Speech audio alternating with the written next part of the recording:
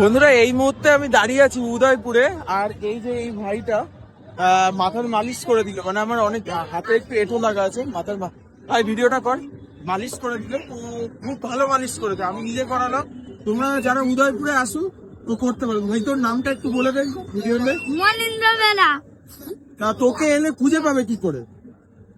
দেখবে এইখানে হনুমান আছে।